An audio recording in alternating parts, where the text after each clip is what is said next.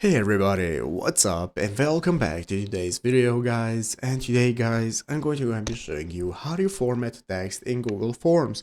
This is a very simple thing to do, so make sure to watch this quick and easy video to the very end, follow my steps correctly, so you can make sure this works the same for you and you can do this yourself.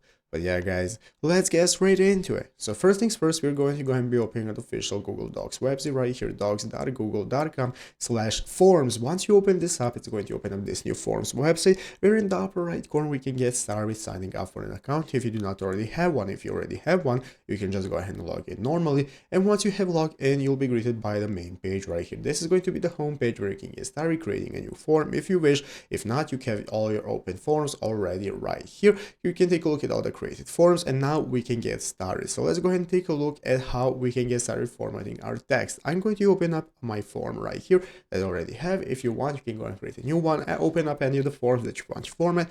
Basically, your form is going to look like this. This is my tutorial form for a video. As you can see here, I have a question, my answers, and so on. And basically guys, if you want to format your text, what you can do is just go ahead and click the text you want to format. You do not have a lot of options. By clicking on this question right here, it's automatically going to open up this new menu right here, where I have the option to bold it, I can put italic, underlining, insert a link, or remove any formatting that I do not want. You can even remove formatting, or you can add any of the options right here. Basically guys, these are all the options that you have, because Google Forms does not allow you too much to edit your text. If you want to go ahead and manage any formatting, it's going to be available right here, and at the right side of the screen you have the option to add a title and description. But basically that's it. You do not have multiple options that you can use. Here at the top of the screen you can customize your theme basically, but basically when it comes to formatting text, that is all the options that you have. So I hope this video was helpful. If it was, make sure to leave a like and subscribe to the channel. So guys, thanks for watching, take care, and bye.